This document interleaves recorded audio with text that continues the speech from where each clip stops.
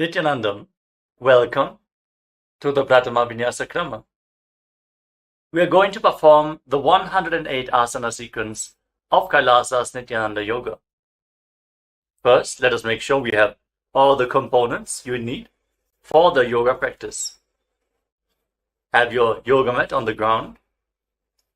Have your Panchapatra and Udani ready. 1 cup with a spoon with some water for the ritualistic cleansing. All the male bodies, please remove your upper cloth and apply the vibhuti on the 16 places over your body, as you can see on our acharyas. All the female bodies, you can apply it on your forehead. Wear the kumkum on your third eye, the Agnya chakra in between the eyebrows, and wear the Rudraksha mala around your neck. You can keep some weights at the side of the mat if you want to intensify the asana practice. And make sure you have 1 energized Shri Yantra on your yoga mat. Gaze at the yantra whenever possible.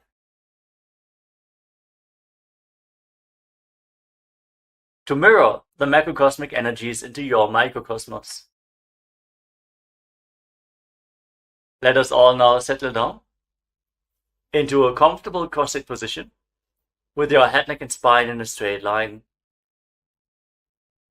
Close your eyes, take a deep breath. Visualize Swamiji in your inner space as you bring your hands into Namaskara Mudra in front of your heart center as you open this session with the Satguru Vandanam.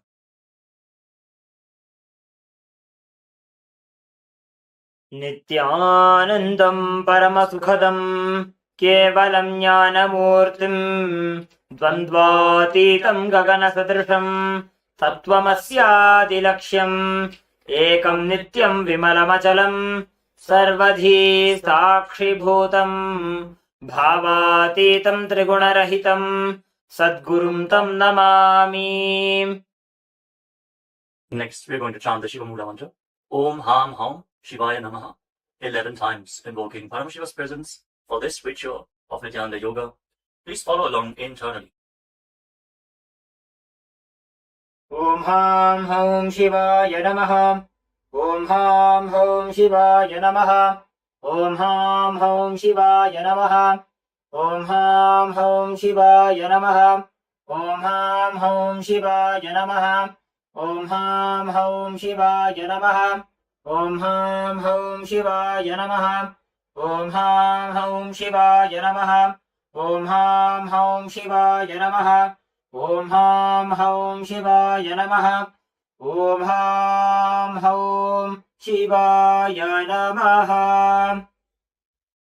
Let us now enter into the Tattvachamanam, the ritualistic cleansing. Take your Panchapatram and Udani. Keep your right hand in the Gokarna Mudra in the shape of a cow's ear. Take 1 Udani, 1 spoon of water, and pour it into your right palm. Each time the word Swadha is chanted, sip the water from the bottom of your palm and take another Udani of water into your hand for a total of 3 times. Om Atmatattvam Shodhayami Swadha. Om Vidyatattvam Shodhayami Swadha.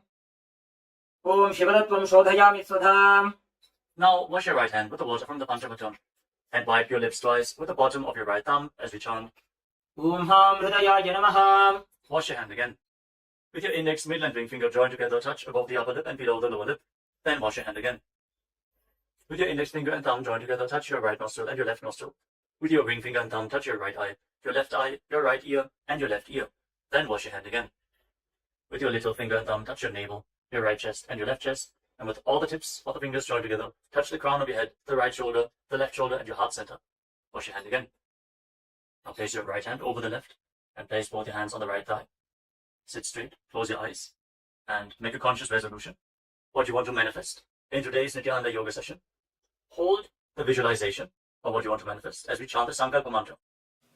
ओम ममोपात्त समस्त दुरितक्षय द्वारा भगवत् श्री नित्यानंद परमशिव प्रीत्यर्थम श्री नित्यानंदेश्वरी परमशिव शक्ति समेत श्री नित्यानंदेश्वर परमशिव प्रीत्यर्थम च शुभे शोभने मुहूर्ते अद्य ब्रह्मणः द्वितीय परार्धे श्री श्वेतवराह कल्पे वैवस्वतमन्वन्तरे अष्टाविंशतितमे नित्ययुगे प्रथमे पादे जम्बूद्वीपे भारतवर्षे भरतखण्डे मेरोः दक्षिणे पार्श्वे शकाब्दे अस्मिन् वर्तमाने व्यवहारिके प्रभवादीनां षष्ट्याः संवत्सराणां मध्ये शुभनाम संवत्सरे शुभायने शुभऋतौ शुभमासे शुभपक्षे शुभतिथौ शुभवासरयुक्तायां शुभनक्षत्र शुभयोग शुभकर्ण एवं गुणविशेषण विशिष्टायाम् अस्यां शुभतिथौ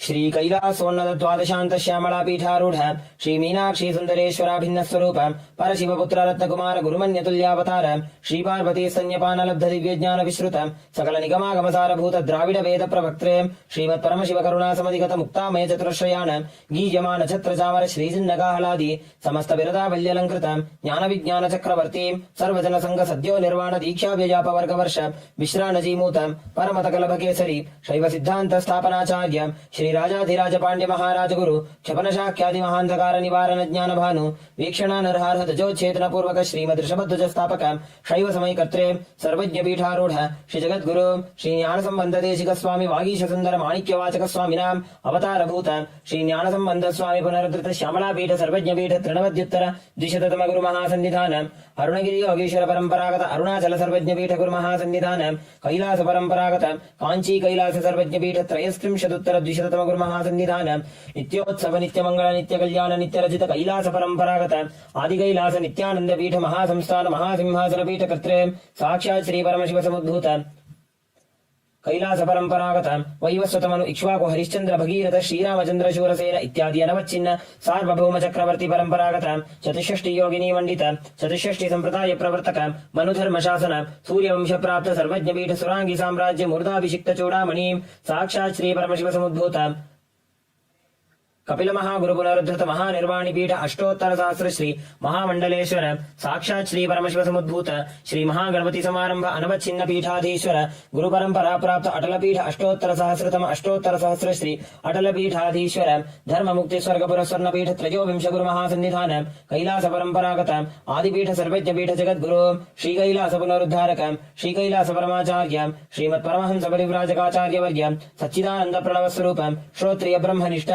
श्री जगद्गुरु श्री श्री भगवत् श्री नित्यानंद परमशिव श्री ज्ञान संबंध देशिक परमाचार्य स्वामिनां प्रीत्यर्थम तेषां पादारविन्दयोः भक्ति सिद्ध्यर्थम गुरु कृपा कटाक्ष सिद्ध्यर्थम क्षेम स्थैर्य वीर्य विजय आयुरारोग्य ऐश्वर्यानाम् अभिवृद्ध्यर्थम धर्मार्थ काम मोक्ष चतुर्विध बल पुरुषार्थ सिद्ध्यर्थम समस्त दुरितोपशान्त्यर्थम समस्त मंगल अवाप्त्यर्थम भगवत् श्री नित्यानंद परमशिव प्रसादेन सकुटुम्बस्य ज्ञान वैराग्य जीवन मुक्ति प्राप्त्यर्थम पूर्ण आरोग्य युक्त दृढ़गात्र योग्य शरीर सिद्ध्यर्थम परमशिव शक्ति आविष्करणार्थम नित्यानंद योगाभ्यासं करिष्ये। Now wash your right hand once more. ओम अप उपस्पृश्य And keep your Panchapajam and Udani aside out of harm's way. Let us now enter into the first asana of the sequence, Sukhasana. In a comfortable crossing position with the head, neck and spine in a straight line. Place your hands on top of the knees in Bindu Mudra with index fingers and thumbs together. Gaze forward. Visualize Lord Shiva in your inner space. For the visualization, breathe in Samana Kumbhaka. Inhale deeply into your navel region. And visualize the fire in your navel being kindled, rising up your spine as you exhale and hold your breath. Engage Mahamudra Bandha, which is a combination of the Mudra Bandha, the root lock, contracting the perineal floor and pulling it up, preventing the energy from flowing out at the bottom of your spine. The Uddiyana Bandha, the abdominal lock, contracting your muscles above and below the navel and pulling your stomach in and up towards your spine. And the Jalandhara Bandha, the throat lock, as you tuck your chin to the chest, internally contracting your throat muscles to prevent the prana from falling down again. Form all the three bandhas together and form Mahamudra Bandha. Now, internally, chant the japa Soham again and again. Visualize it rotating around your throat in a circular manner, like a prayer wheel. These are the components of the first asana, Sukhasana. तत्सुखासनमित्युक्तमशक्तस्तत्समाचरेत् आसनं विजितं येन जितं तेन जगत्त्रयम्. Now, place one foot, place your feet on top of opposite thighs, into Padmasana, the lotus posture. Join the palms of your hands in front of your chest and raise them up above your head in Anjali Mudra with the elbows straight.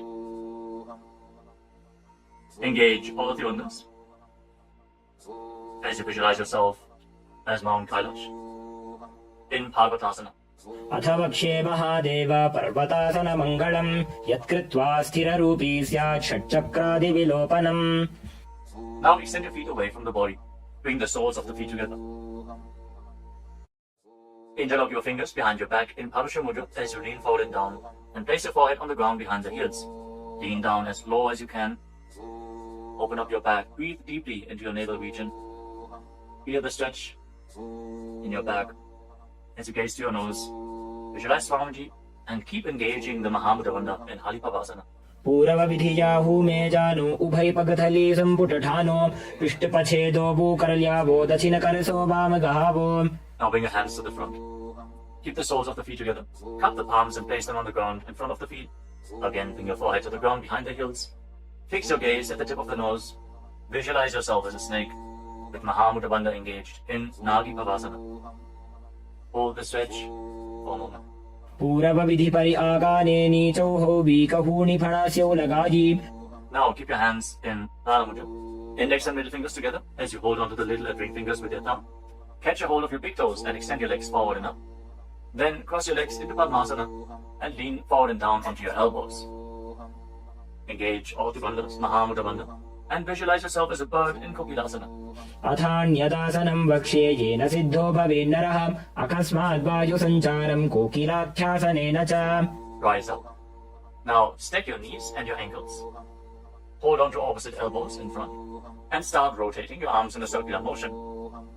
Gaze to the tip of the nose, perform Mahamudra Bandha, and visualize Swamiji in your inner space as you mobilize your shoulders, your thoracic spine in Nithyananda.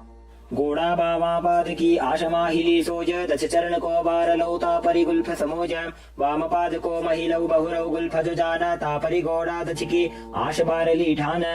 Now place your hands on the ground shoulder width apart and raise your hips up high. Scoop your head and chest forward and down again and again.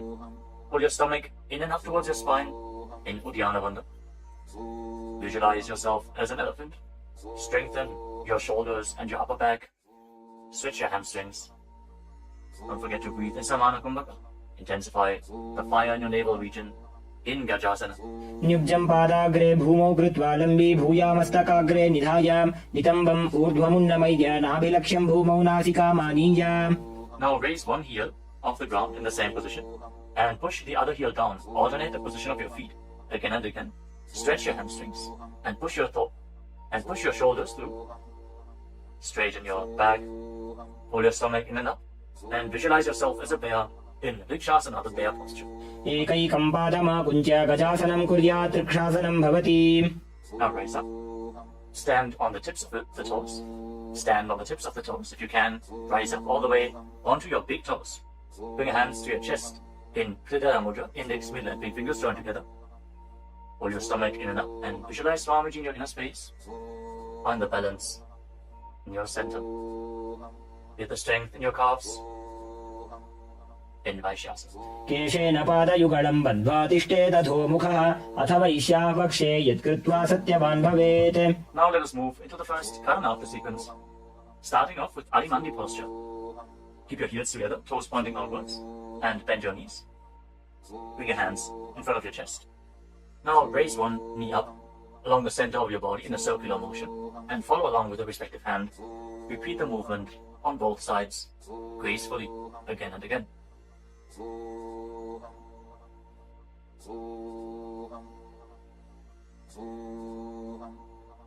We move on to Balalingasana.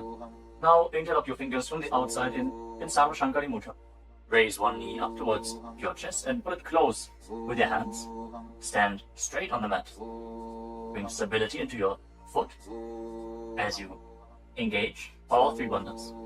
The root lock, abdominal lock, and throat lock in Mahamudra Bandha. Visualizing yourself caressing a baby in Balalingasana. एकं जानु उरसि आलिङ्ग्य स्थातव्यं बाललिङ्गनं भवति. Now bring the raised foot behind towards your buttocks. Pull it close with interlocked fingers in Parsha Mudra. Bring the knees close together as you engage Mahamudra Bandha. Visualize Swamiji in your inner space. Bring stability to your inner space. Again, focus on the drishti point and external point. Remove any shaking of the inner space and body. Fix your gaze at a point and gain stability of the body and mind. स्थित्वैकस्मिन् पादतले कराभ्यां वेष्टयेतनुं पृष्ठे संस्थाप्य यत्नेन पादपीडनमासनम्. As you now catch the sole of the foot from the inside, kick the leg back enough and extend the other hand forward in Bindu Mudra with index finger and thumb together. Raise the foot up high and visualize yourself as Lord Nataraja in Natarajasana. उत्तानपादं क्रौञ्चं च मरीचिं वीरभद्रकं नटराजं त्रिकोणं च सुप्ताङ्गुष्ठप्रसारणे. Step the foot down and interlock your fingers again from the outside in. Raise the other knee to the chest. Repeat Balalingasana on the other side. Visualize yourself holding a baby.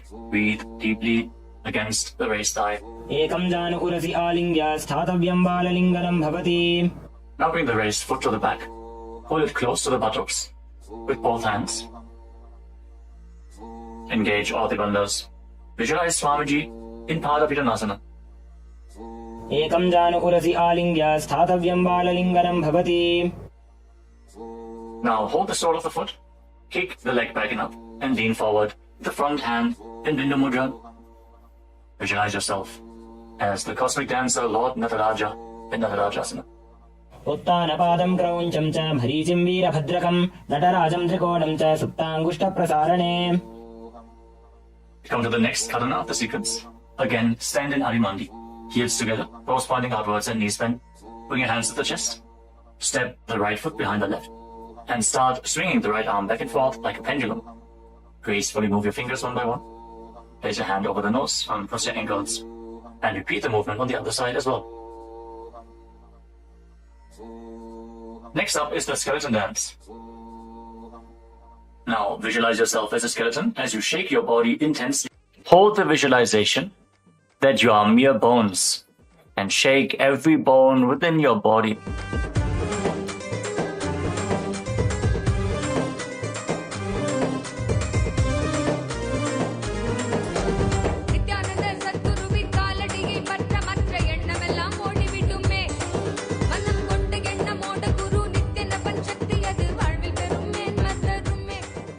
Now return to Adimani posture and cross your arms over top of your head. For the next karana of the sequence, Katichina Karana. Now turn your body to one side, open up your arms above the head, cross them back to the center, follow along with your breath again and again.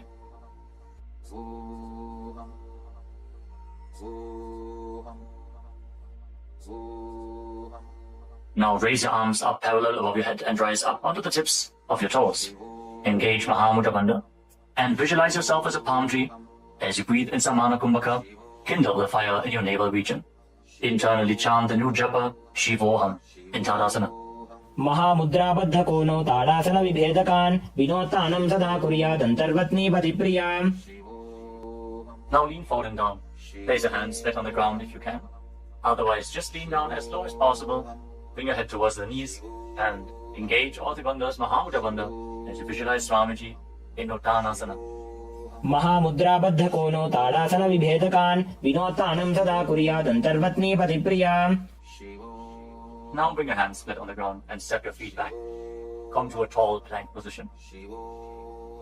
Take this opportunity to gaze at the Shri Yantra on your mat. Now tuck your chin to the chest and lock your throat. And start rotating your head from side to side as you visualize Swamiji in your inner space in Tarakshvasana. गजासनवस्थित्वा मस्तकं वारं वारं दक्षिणकुक्षिं सव्यकुक्षिं नयेत् तरक्ष्वासनं भवति. Hold the plank position. Engage your core. Now lower your body down onto your stomach. Your hands by the side of your shoulders. And then raise your head and your chest by the strength of your lower back. Curl your upper back up. Open your mouth in Bhujangani Mudra. Wide open. Inhaling through the hollow of your throat as you visualize yourself as a cobra in Bhujangasana. अंगुष्ठानाभिपर्यन्तम् अधो भूमौ विनिन्यसेत् कराभ्यां च धरां धृत्वा ऊर्ध्वशीर्षफणीवहे. देहाग्निर्वर्धते नित्यं सर्वरोगविनाशनं जागर्ति भुजगी देवी भुजंगासन साधनात्. Now push your body up, back into the plank position, and alternate pulling one knee in towards your chest, back and forth. Breathe calmly through your nose in Sahasrara Kumbhaka, leading the prana along your spine and holding the breath on and off in the various energy centers along your spine. Visualize Swamiji in your inner space in Shastasana. गजासन संस्थितौ जानुद्वयमाकुञ्च वारं वारं कर्तव्यं शशासनं भवति. Now step one foot in between your two hands. Simultaneously jump the front foot back and bring the other foot in between the hands. Alternate the position. Jump intensely as you visualize yourself as a chariot in Rathasana. गजासन संस्थितो एकैकं पादं पुरोमार्गेण भ्रामयित्वा कर्तव्यं तथासनं भवति. Remain in this position and rise up.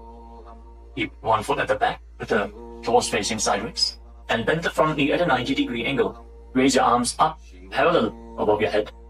Intensely engage your legs and your core. Pull your stomach inwards and up in Uddiyana Bandha.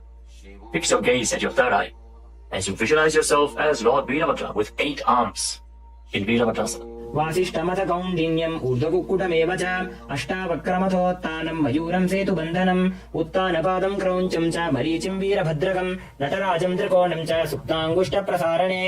Now exchange the position of your feet. Bring the other foot to the front and bend the front knee at a 90-degree angle as you turn the back toes facing outwards and bring your arms up above your head. Gaze to your third eye. Pull your stomach in and up and visualize yourself as Lord Veerabhadra. Feel the intense stability this posture brings to your hip.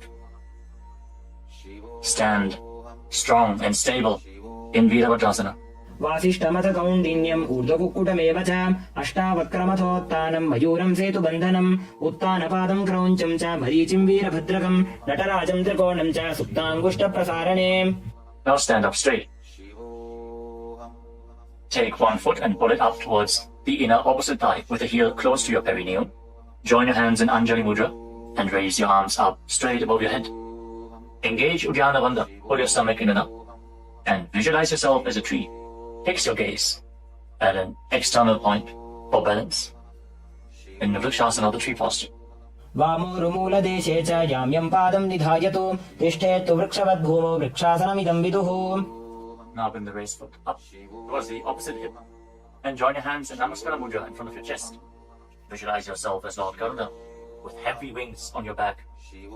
Stand strong and stable in Garudasana. गरुडासनमापक्षे येन ध्यानं स्थिरं भवेत् सर्वदोषाद्विनिर्मुक्तो भवतीह महाबली. एकपादमुरो बद्ध्वा एकपादेन दण्डवत् जङ्घपादसन्धिदेशे जानुभ्यग्रं व्यवस्थितः. Now step the foot down. Raise the other foot up. Bring your hands together in Anjali Mudra. Raise your arms up above your head. Elbows straight. Perform Uddiyana Bandha. And visualize yourself as a tree in Vrikshasana. Stand stable like a tree. Feel the roots growing from the standing foot. वामोरुमूलदेशे च याम्यं पादं निधायतु तिष्ठेत्तु वृक्षवद्भूमौ वृक्षासनमिदं विदुः. Now step one foot back. Now bring the raised foot on top of the opposite hip and join your hands in Namaskara Mudra in front of your chest. Visualize yourself as Lord Garuda as you repeat Garudasana on the other side. गरुडासनमापक्षे येन ध्यानं स्थिरं भवेत् सर्वदोषाद्विनिर्मुक्तो भवतीह महाबली. एकपादमुरो बद्ध्वा एकपादेन दण्डवत् जङ्घपादसन्धिदेशे जानुभ्यग्रं व्यवस्थितः. Now step one foot back and keep the other foot at the front. Keep the back toes facing sideways. Extend your arms out parallel to the ground, lean forward and down.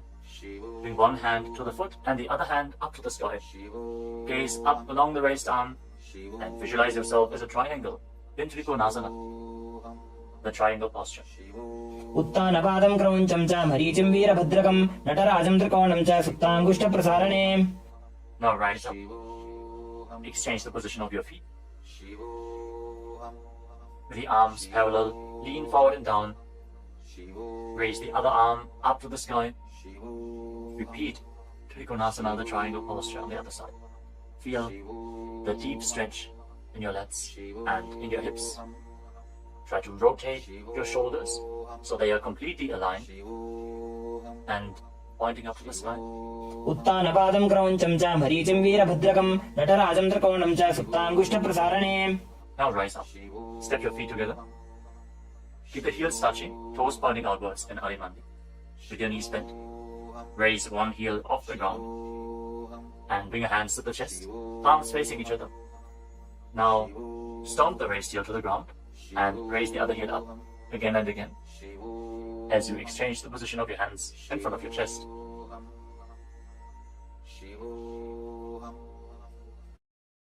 Now lower your body down into Angushtasana. Tuck the toes and sit on raised heels. Join your hands in Namaskara Mudra in front of your heart center. Visualize Swamiji in your inner space as you start buzzing like a bee on the in and exhalation in Brahmari Kumbhaka.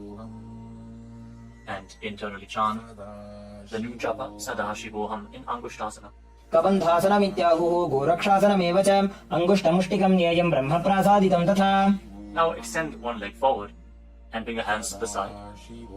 Keep the palms facing forward in Baddha Mudra, with the fingertips barely touching the ground. Be stable in this position as you visualize Swamiji in Saulasana. प्रसार्यैकं पादतलं संस्थाप्य त्वेकपादकम्.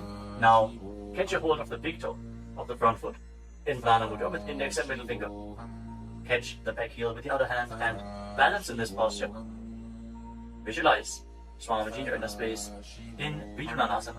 गुल्फस्थितो पादमेकं प्रसार्य तत्पादाग्रं संस्पृशेत् तत्करेण गुल्फं चान्यं धारयेत् तत्करेण धूनं पीठं चाभ्यसेत् चोभयत्र. Now rise back up. Step the front foot in. Extend the other foot forward. Keep the hands at the side, palms facing forward.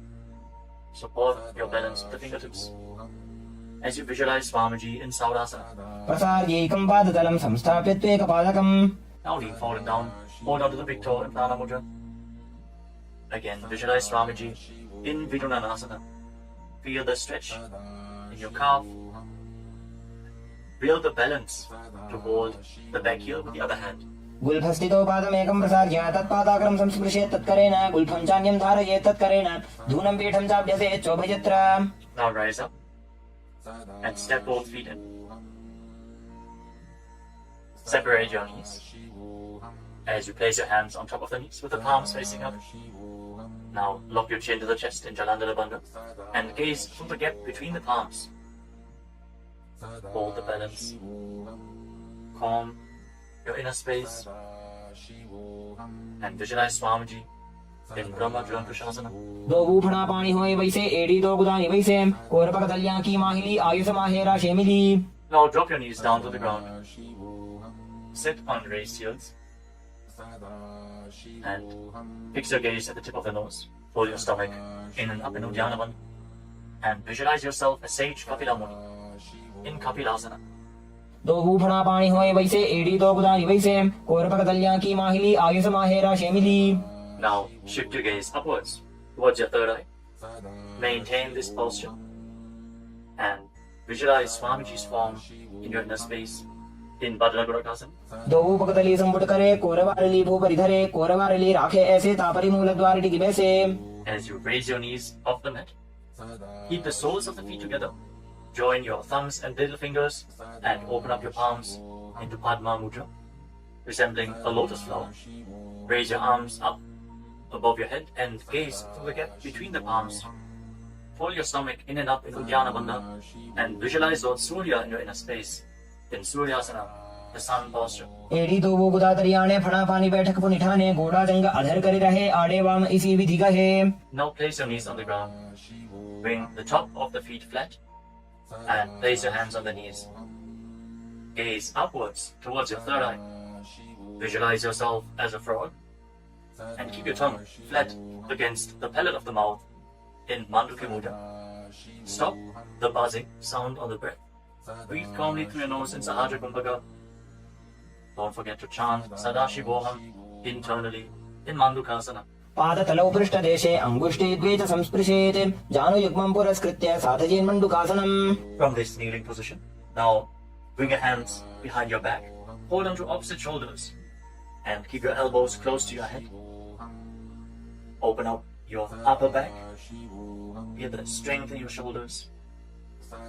Gaze up towards your third eye as you keep on visualizing yourself as a frog with your tongue up in Mandukhi Mudra. Hold your stomach in and up in Uddiyana Bandha, in Uttana Bandukasana. मंडुकासन मध्यस्थं कूर्पराभ्यां धृतं शिरः एतद्धेकवदुत्तानम् एतदुत्तानमण्डुकम्. Now cross your ankles and sit on your heel. Push the upper heel against your perineum as you keep your hands on the knees. Gaze to the tip of the nose. Stretch your tongue out and exhale forcefully through your mouth again and again. Lock the Mula Bandha intensely as you visualize yourself as a lion in Simhasana. दक्षिणं सव्यकुल्फेन दक्षिणेन तथेतरं हस्तौश्च जान्बुः संस्थाप्य स्वाङ्गुलीश्च प्रसार्य च. Now join the soles of your feet together behind your back with the toes pointing backwards and sit on the heels. Separate your knees widely and cross your arms behind your back. Catch the big toes in Prana Mudra, index and middle fingers together. As you lock your chin to the chest in Janandala Bandha, gaze to the tip of your nose and visualize Swamiji in your inner space returning to Brahmani Kumbhaka, buzzing like a bee on the inhalation and exhalation in Bhadrasana.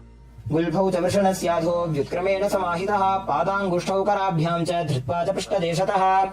Now step your feet flat on the ground. Keep the knees raised and lean forward. Bring your arms in and around the legs. Behind your back, reach for the opposite hands behind your back and interlock your fingers if you can. In Parasha Mudra, gaze to the tip of your nose and visualize yourself as a crow in Kargabhushandi Asana. प्रथमे बेसक उक्कड़ठाने दोवु हाथ पकमी च आने तिनको मोड़ी नल्या परिल्यावे पिष्टपछे काकसी करावे. From the squatting posture, place your hands flat on the ground, shoulder width apart. Bring your knees onto your arms, close to your armpits and raise your hips. Lean forward, lift your legs off the mat and balance on your arms, visualizing Swamiji in your inner space in Kali Pavasana. आसन को गुण आशीर्षिता होगी तो आछी होई.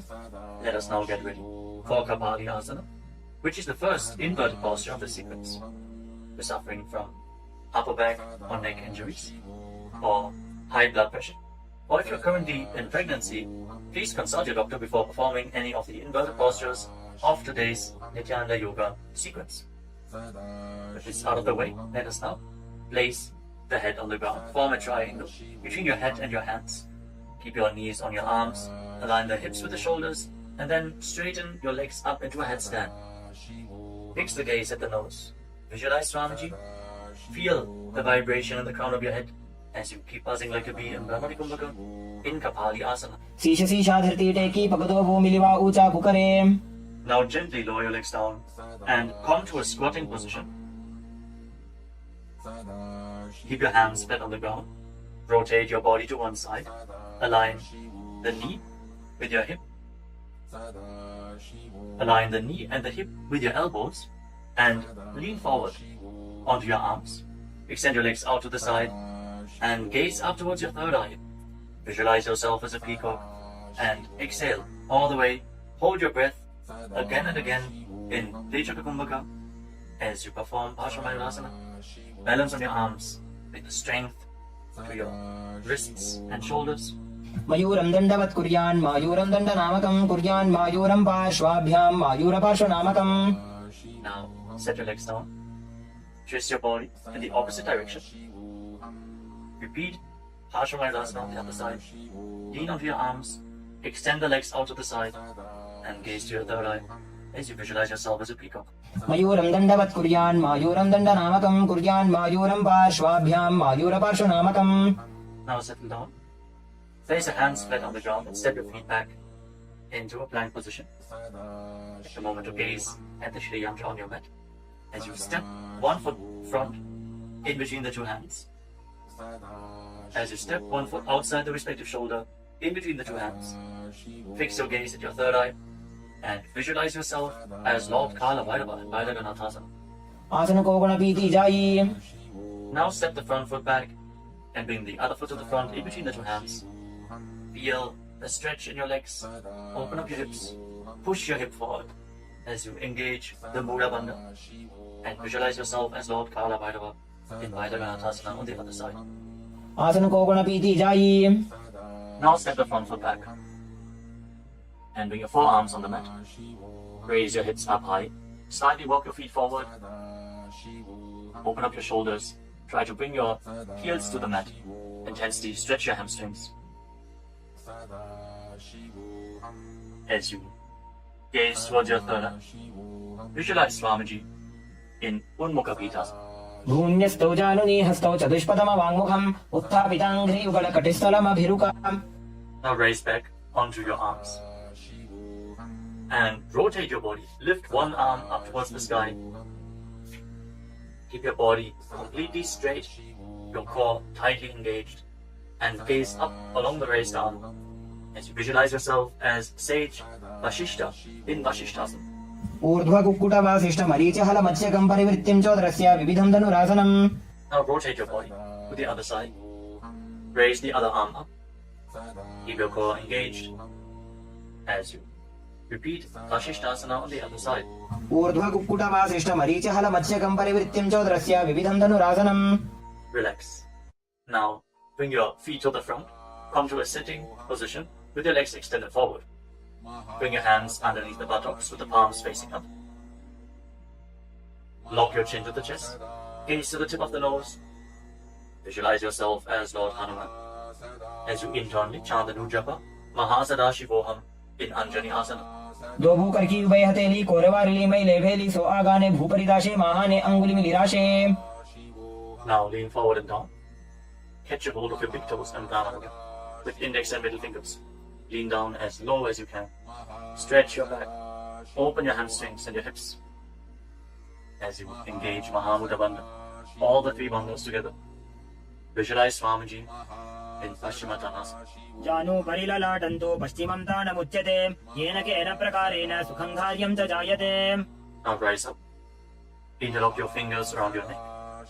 And again, lean forward and down. Slightly separate your knees and bring your head in between with your elbows outside the knees. Form Mahamudra Bandha. So visualize Kali in your inner space in Ugrasana. स्वपाणिभ्यां दृढं धृत्वा जानुपरि शिरोन्यसेत् आसनोऽग्रमिदं प्रोक्तं भवेदनिलदीपनं देहावसानहरणं पश्चिमोत्तानसंज्ञकम्. Now step one foot in towards your perineum. Lean forward and down. Bring the respective arm in and around the leg and interlock both hands behind your back.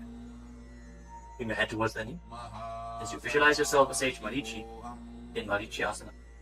उत्तानपादं क्रौञ्चं च मरीचिं वीरभद्रकं नटराजं त्रिकोणं च सुप्ताङ्गुष्ठप्रसारणे. Now rise up. Drop the raised knee to the side as you keep the heel against the perineum. Lean forward and down. Hold onto the front foot. Gaze at the tip of the nose. Visualize Swamiji. Exhale deeply and then hold your breath, locking all the three bandhas. Mahamudra Bandha in Mahamudrasana. महामुद्रां प्रवक्ष्यामि तन्त्रेऽस्मिन् मम वल्लभे यां प्राप्य सिद्धा सिद्धिं च कपिलाद्याः पुरागताः. Now extend both your legs. Bring the other foot in towards the perineum with the knee raised. Bring your arm around the raised knee and interlock your fingers behind your back. As you bring your head towards the knee, visualize yourself as sage Marichi in Marichi Asana on the other side. उत्तानपादं क्रौञ्चं च मरीचिं वीरभद्रकं नटराजं त्रिकोणं च सुप्ताङ्गुष्ठप्रसारणे. Now rise up. Drop the raised knee to the side. And again, lean forward and down. Hold onto the front foot with both hands. Gaze to the tip of the nose. Engage all the bandhas. Mahamudra Bandha. As you visualize Swamiji. Open up your hip. Straighten your spine. Intensely. In Mahamudrasana. महामुद्रां प्रवक्ष्यामि तन्त्रेऽस्मिन् मम वल्लभे यां प्राप्य सिद्धा सिद्धिं च कपिलाद्याः पुरागताः. Now rise up. Bring the soles of your feet together in front. Interlock your fingers around the toes. Pull your heels in towards your perineum. Try to keep your heels down on the ground as much as possible. As you gaze up towards your third eye. And visualize Swamiji in your inner space in Padadasana too. गुल्भौ दवृषणस्यादः सीवन्त्याः पार्श्वयोः क्षिपेत् पादपार्श्वे तु पाणिभ्यां दृढं बद्ध्वा सुनिश्चरम्. Now extend your feet away from the body. Keep your hands on the respective knees. And lock your chin to the chest. Gaze to the nose. As you visualize Swamiji in Gvalipavasana. पूरवचर्पट चौक कख्यो सोजी वाही विधि चौकी चे सोई जामे AD भिन्न जराशे अंगुल 8 अंतरो राशे. Now bring your feet back in towards the perineum. Hold the soles of your feet with all the 10 fingers and lean forward and down. place your head on the mat. Fix your gaze at the tip of the nose and visualize Yoni Mandala, the visual representation of Devi Paramashiva Shakti herself. We are projecting the Yoni Mandala in the top right corner of the screen. If you don't know how the Yoni Mandala looks, exhale deeply and hold your breath in Rechaka Kumbhaka in Joni Asana. दोभूपकदली संपुट करे AD made के ढिंग दरे अर्धहात को अंतरराशे लिलाट पकथलियां उपरदाशे. Rise up and again extend your feet away from the body. Extend your arms out to the side and lean forward and down from the waist. Try to keep your back as straight as possible as you bring your forehead on the ground behind your heels. Gaze to the tip of your nose and visualize Swamiji in Midaki Pavasana. पूरव विधि परिपकथली संपूर्ण शोध एडी मिली राशे. Rise up and now bring your feet back in towards your body. Keep your toes together and your heels apart as you scoop your hands below the shins. Bring your elbows to the mat and then bring your chin on the ground with the toes touching your throat. Gaze to the tip of your nose and visualize Lord Surya in your inner space in Siddha Samadhi Asana. दोभूपकदली संपुट करे कोले मेढ़ आगा मेधरे अंगुल 8 अंतरो राशे AD को ऐसे विदिदाशे. Now rise up. Bring the heels together and keep your toes apart. Hold on to the feet as you open them up like a book, pressing your elbows down on your thighs, gazing through the nose and visualizing Swamiji, the Supreme Pontiff of Hinduism, in your inner space in Chinaki Pavasana. दोभूपका की एडी धरती महिमा मेढ़ लगावे. Now rise up. Bring the soles of the feet together completely. Push your knees to the mat as you place your hands on top and gently push down the knees with your hands. Fix your gaze at your third eye and pull your stomach in and up in Uddiyana Bandhana. Visualizing Swamiji in your inner space in Charapata Chokasana. दोभूपकदली संपुट धारे आगाने कहे जारे पसारे घोड़ा भूसो लगता राशे हाथ दो वो घोड़ा परिराशे. Now rotate your feet. Raise the heels and bring the toes down to the mat. You can use the support of your hands if needed. Then push your knees to the ground and place your hands on top of the knees in Bindu Mudra. As you pull your stomach in and up, gaze to your third eye and visualize yourself as Lord Kala Bhairava in Bhairavasana. गुल्फो संपीड्य चान्योन्यं विक्रमेणोत्थितं शनैः जान्वोः पार्श्वगतौ हस्तौ दण्डवद् भैरवासनम्. Relax, untwist your feet and keep one heel against the perineum as you lift the other foot up against your chest with both hands. Fix your gaze at your third eye. Visualize Swamiji. Exhale all the way and hold your breath in the Muladhara Chakra. And don't forget to internally chant the japa Mahasadaशिवोऽहम् in Samanasana. समानासनमा पक्षे सिद्धमन्त्रादि साधनात् एकपादमरो दत्वा गुह्योऽन्यलिङ्ग वक्त्रके. Now raise the foot over top of the respective shoulder. Place your hands at the side and extend the opposite leg forward and up.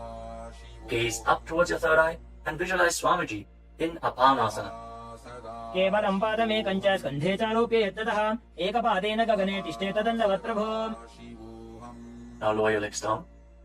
Bring the other heel against your perineum and lift the opposite foot against your chest. Breathe deeply. Exhale all the way and hold your breath in Rechaka Kumbhaka. As you gaze to your third eye, visualize Swamiji in Samanasana. समानासनमा पक्षे सिद्धमन्त्रादि साधनात् एकपादमरो दत्वा गुह्योऽन्यलिङ्ग वक्त्रके. Now lift the raised foot over your shoulder. Your hands at the side.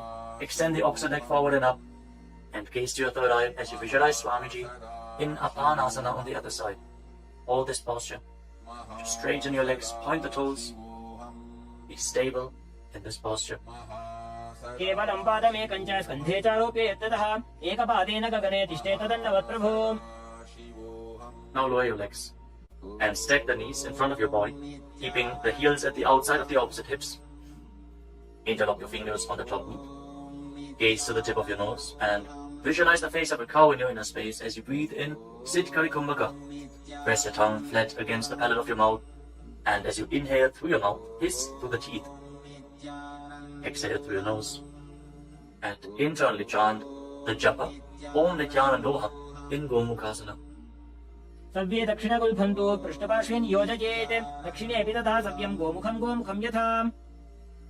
Now catch a hold of the big toes of Prathama Mudra and pull your stomach in and up in Uddiyana Bandhana.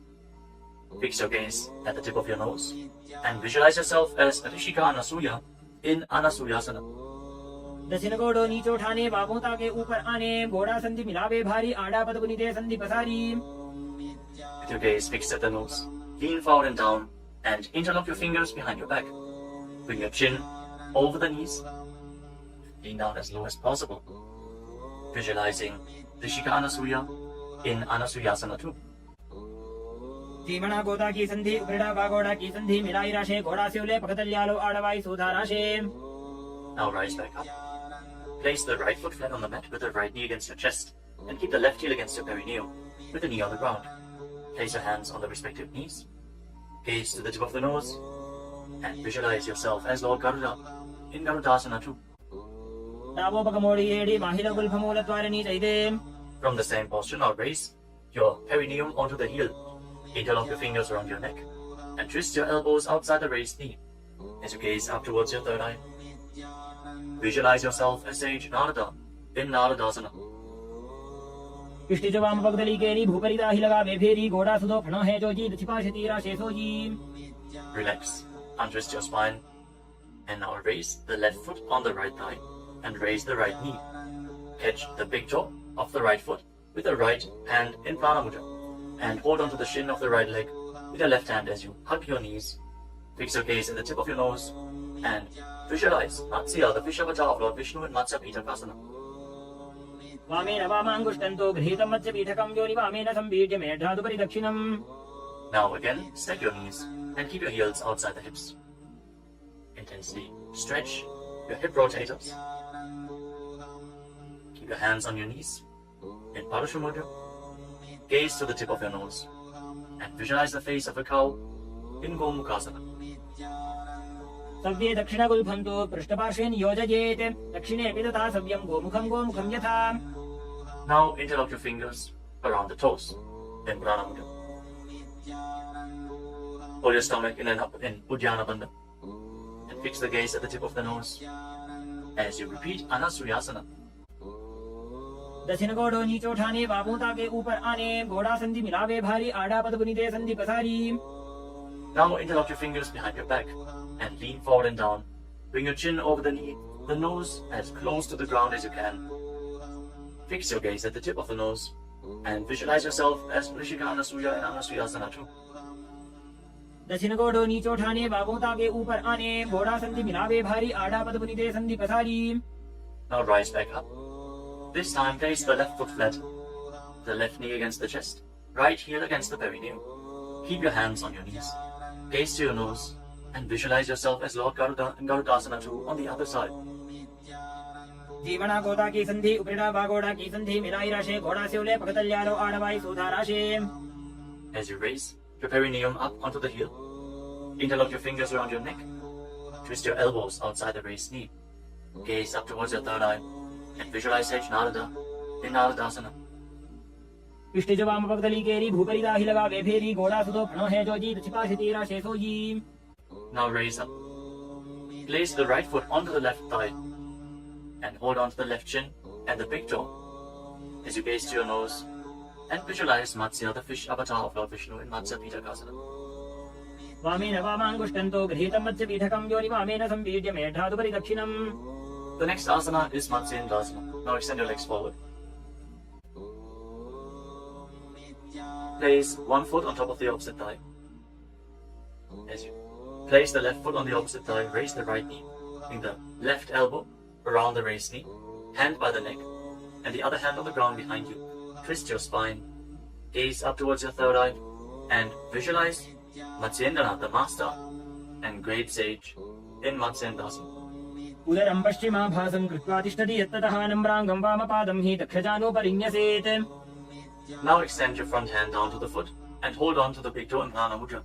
Place the other hand on the respective ear as you gaze towards your third eye and visualize yourself as a camel in Kupasana. आसन को गुण झोलो जाए Now drop the hand from your ear to the ground behind you. Gaze up towards your third eye and visualize the master of Hatha Yoga, the great sage Matsyendranath in Matsyendasana 2. मत्स्येन्द्रपीठं जठर प्रदीप्तिं प्रचण्डरुपण्डल खण्डनास्त्रम् अभ्यासतः kundalini प्रबोधं दण्डस्थिरत्वं हि ददाति पुंसाम् Now extend your legs forward. This time, place the right foot onto the left thigh. Raise the left knee, bring the right elbow around the raised knee and the hand by the neck. As you gaze up, visualize Sage Nithyananda, the master of Hatha Yoga in Matsyendasana. In Matsyendasana on the other side. उदरं पश्चिमाभासं कृत्वा तिष्ठति यत्ततः नम्राङ्गं वामपादं हि दक्षजानुपरिन्यसेत्. Now extend the front hand down to the foot, catch a hold of the big toe and Prana Mudra, and place the other hand on the respective ear. As you gaze to your third eye and visualize yourself as a camel in Kubasana on the other side. आसन को गुण झोलो जाए. Now drop the hand from your ear on the ground behind you. Keep twisting your spine intensely as you visualize Sage Nithyananda, the master of Hatha Yoga in Matsyendasana 2. मत्स्येन्द्रपीठं जठर प्रदीप्तिं प्रचण्डरुपण्डलखण्डनास्त्रम् अभ्यासतः kundalini प्रबोधं दण्डस्थिरत्वं हि ददाति पुंसाम्. Untwist your spine and now place your feet on top of opposite thighs into Padmasana, the lotus posture. As you fix your gaze at the tip of the nose, place your hands on top of the knees. Engage all the wonders intensely, sincerely. Visualize yourself as Lord Shiva and perform the Shitali Kumbhaka. Press your tongue against the back of the teeth as you hiss through your teeth on the inhalation. Engage all the wonders and internally chant the new japa Om Nithyananda Mahasadaशिवोऽहम् in Padmasana. आसनं द्विधं प्रोक्तं पद्मं वज्रासनं तथा ऊर्ध्वोरुपै चेत् धत्ते उभे पादतले यथा. Now cross your hands in front of the body and keep your hands in Prana Mudra. Hold on to the big toes. Gaze to the tip of your nose and visualize yourself as Goddess Parvati, the consort of Lord Shiva, in Padmasana 2. उत्तानौ चरणौ कृत्वा ऊरु संस्थौ प्रयत्नतः ऊरु मध्ये तथोत्तानौ पाणी कृत्वा तु तादृशौ. From Padmasana, now bring your hands through your legs. Place your palms flat on the ground and straighten your arms. Pull your knees up. Lift your body off the ground and balance. As you visualize yourself as a rooster, breathe calmly through your nose in Sahaja Kumbhaka, in Kukutasana. पद्मासनं सुसंस्थाप्य नान्वोरोरन्तरे करौ निवेश्य भूमावासिष्ठे द्योमस्तः कुक्कुटासनः. Now from Padmasana, rise up onto your knees. Place your hands in such a way that the fingers are pointing towards your body. Now bend the elbows and bring them towards your navel. Lean forward, find balance and lift your legs off the ground. With your legs in Padmasana, visualize Swamiji in Bandhakiki Asana. धरामवष्टभ्यकरद्वेन तत्पूर्वरिस्थापितानाभिपार्श्वः उच्चासनो दण्डवदत्तितर्खे मायूरमेतत् प्रवदन्ति पीठं मयूरं पद्मकं कुर्यात् बद्धकेकीति कथ्यते. Now extend your legs back into Mayurasana. From the kneeling position, lean your navel onto your elbows and lift your legs up straight as you visualize yourself as a peacock in Mayurasana. अथ वक्ष्ये महादेव मयूरासनमुत्तमम् ओमो निपात्य हस्तौ द्वौ पूर्वरोपरि देहकम्. Now relax. Lay down on your stomach. After intensely engaging the muscles of your body, interlock your fingers around your neck. Place your forehead on the ground. Turn your feet outwards so the toes are pointing to the side and the heels are touching the ground. Visualize yourself as a crocodile in Makarasana. अध्यासशेदे हृदयं निधाय भूमौ च पादौ च प्रसार्यमानो शिरश्च धृत्वा करदण्डयुग्मे देहाग्निकारं मकरासनं तत्. Now keep your hands at the side of your shoulders and raise your legs off the ground. Engage your lower back as you visualize yourself as a locust in Shalabhasana. अध्यासशेते करयुग्मवक्षो भूमिमवष्टभ्यकरयोस्तलाभ्यां पादौ च शून्ये च वितस्तिचोर्ध्वं वदन्ति पीठं शलभं मुनीन्द्राः. Next, bend your knees and hold onto the feet with your hands, pulling your feet outside of the hips onto the ground as low as possible. Visualize yourself as a camel in Ushtrasana. अध्यासशेते पदयुग्मं व्यस्तं पृष्ठे निधायापि धृतं कराभ्याम् आकुञ्चयेत् सम्यक् उदरास्य गाढमुष्ट्रं च पीठं योगिनो वदन्ति. Now, as you hold onto the feet, kick your legs back and up and raise your head and chest. Bend your back and gaze up. Visualize yourself as Lord Shiva's bow in Dhanurasana. प्रसार्य पादौ भुवि दण्डरूपौ करौ च पृष्ठे धृतपादयुग्मं कृत्वा धनुस्तुल्य विवर्तिताङ्गं निगद्य योगी धनुरासनं तत्. Now lower your body down. Rise up and come to a comfortable kneeling position. Keep your heels outside the hips with the toes touching behind your back. Keep your hands on your knees or on your thighs. Gaze upwards towards your third eye. And breathe deeply through your nose. Lead the prana along your spine in Sahaja Kumbhaka. As you visualize Swamiji in a space, internally chant the Mahavakya Om Nithyananda Paramashivam. in Bhagasana. उल्टा मोटी पावदो वैसे बहुरो जुगति करे एक ऐसे पावन महिला गुलपज होवु पुलापाशितीला वेसोवु. Now lean forward and down. Bring your forearms to the ground, elbows shoulder width apart. As you get ready for another inverted posture, interlock your fingers and place your head on the mat. Support it with your hands. Raise your hips up, straighten your legs, walk them forward and lift your legs off the ground. Stay in a position with your legs bent. Pull your knees in towards your chest. Pull your knees in towards your chest. As you gaze to the tip of the nose, visualize Swamiji in Gohi Asana. दो हाथ की कहुनी जोजी पुनः कलाई जाने दो जी. From Gohi Asana, now extend your legs up straight into Shirshasana, the headstand posture. Find inner stability. As you gaze to your nose and visualize Swamiji in Shirshasana. विपरीतं मण्डलं च द्विधैव विदितं हिनः दण्डासनं द्विधा प्रोक्तं Now gently विपरीतोपवेशने. lower your legs down. Bring your legs to the front. Extend it forward. As you get ready for a sequence of intense exhalations. In Bhastika Kumbhaka, pull your abdomen inwards and push the air out like the bellows of a blacksmith again and again. In Bhastika Kumbhaka, we are going to perform this Kumbhaka throughout the next few asanas. Starting off with Bodhi Asana. Hold onto your calves and then raise your legs up.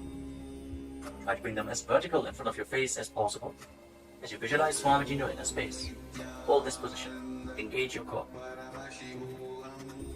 दो हाथ पग बाहर आने गोड़ा तरे का कसी ठाने अंगुष्ठ पिंडली लगता Now धरे bring your hands चंद्र behind your आकाश back. सी करे. Hold on to opposite shoulders with your hands as you gaze to your third eye.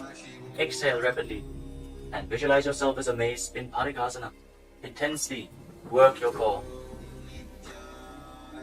उत्तान शयनं कृत्वा पादौ मिलित्वा प्रसाद्यानितं भूमौ. Now bring your hands to the front, parallel to the ground, with the legs raised at 45-degree angle. Gaze to your third eye and visualize yourself as a boat in Naukasana. Keep going, we're almost there. Keep your core engaged. उत्तान शयनं कुर्पराभ्यां भूमिं वष्टभ्यः Now separate your हस्तनितं knees and bring the soles of the feet together. Pull your feet in towards your chest as you scoop your hands below. Keep breathing rapidly as you visualize yourself as Lord Buddha. Gaze to the tip of the nose in Buddhasana. पगडली संपूर्ण करी हाथस्य उपक उचाजी पगाका अंगूठा दो बूले बू Now पानी का relax. निकाल वे. Place your feet flat on the ground as you lay down on your back. Keep your knees raised and place your palms on the ground just behind the heels. Push your hips up high off the ground. Lock your perineum and lock your throat in the Mula Bandha and the Jalandhara Bandha. Push the air upwards against the throat lock. Prevent it from escaping your body in Murcha Kumbhaka. Push the prana upwards as you gaze to your nose and visualize Swamiji in Unmukha Pitasana too. ऊर्ध्वे च जानुनी कृत्वा शवित्वोर्ध्वमुखं तथा उत्थाप्य हस्तौ तिष्ठेतु पीठ उन्मुख नामके. Now lay down on your back. Keep your hands flat at the side of your body with your palms facing up. Unclutch from any micro movements of the body and the mind. Be completely still in your body. Feel the Kundalini Shakti rising up along your spine in Shakti Chala Mudra from the Muladhara Chakra all the way to the Sahasrara, from the root center to the top of your head to the ground center. Visualize your body is dead. And Swamiji, the Supreme Pontiff of Hinduism, is liberating you. Internally chant the Mahavakya, Om Nithyananda Paramashivam in Shivasana.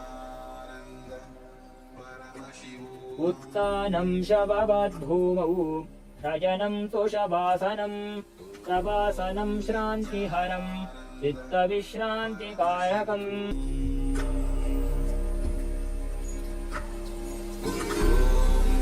Nithyananda Paramashivam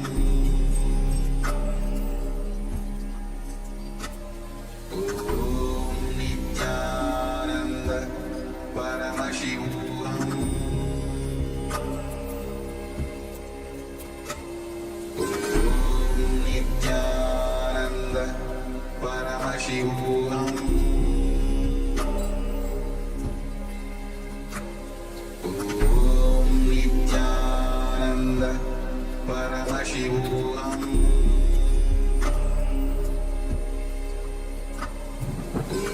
Om Nithyananda Paramashivam.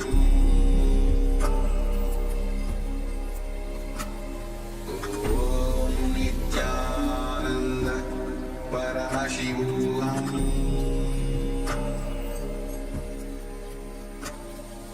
Om Nithyananda Paramashivam.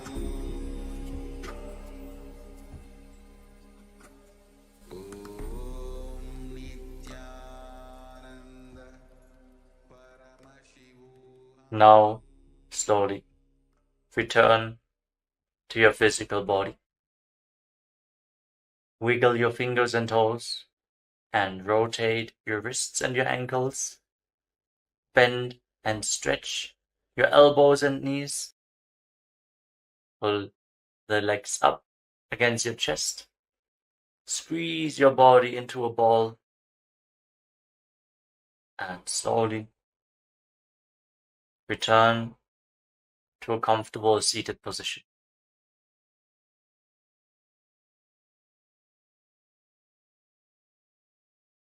Congratulations, you completed the Prathama Vinyasa Krama, the 108 asanas of KAILASA Nithyananda Yoga. Thank you all for performing this asana sequence today.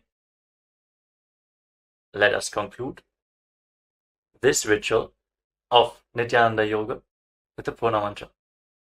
Sit straight with your head, neck and spine in a straight line, the hands in Namaskara Mudra in front of your chest. Close your eyes and visualize Swamiji in your inner space as we chant together.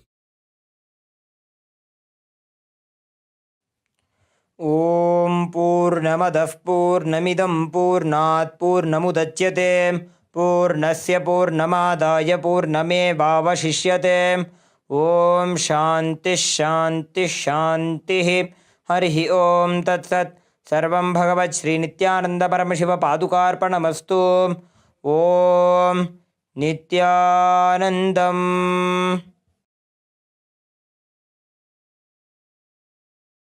Now, in deep gratitude to Swamiji, perform the Shashtanga Namaskara. Lie down onto your chest and bring your hands forward in the Namaskara Mudra above your head, surrendering yourself to Swamiji's feet. Hope to see you all again tomorrow for another round of the Prathama Vinyasa Krama. Offering the Pratyakshapada Puja at the Divine Lotus Feet of the Supreme Pontiff of Hinduism, Bhagavan Nithyananda Paramashivamam.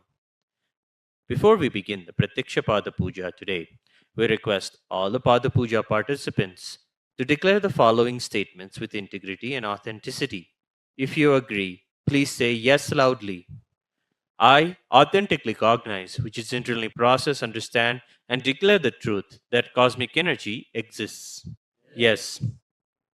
I authentically cognize, which is internally process, understand, and declare the truth that the Supreme Pontiff of Hinduism, Bhagavan Nithyananda Paramashivamam, is the Chinmaya Vigraha, the embodiment and representation of that very cosmic energy. Yes. I authentically cognize, which is internally process, understand, and declare the truth that whatever I offer in the Pratyakshapada Puja at the Divine Lotus Feet of the Supreme Pontiff of Hinduism, Bhagavan Nithyananda Paramashivamam, will reach the cosmic source of energy directly. Yes. I authentically cognize, which is internally process, understand, and declare the truth of Soham Asmi, that even when I worship, I am Him. Yes. Let us now enter the Pratyakshapada Puja. Now, please be seated in a space of deep restful awareness and gratitude in your Ananda Gandha. Nithyanandam Paramasukhadam Kevalam Jnanamurtim द्वन्द्वातीतं गगनसदृशम् तत्त्वमस्यादिलक्ष्यम् एकं नित्यं विमलमचलम् सर्वधी साक्षिभूतम् भावातीतं त्रिगुणरहितं सद्गुरुं तं नमामि।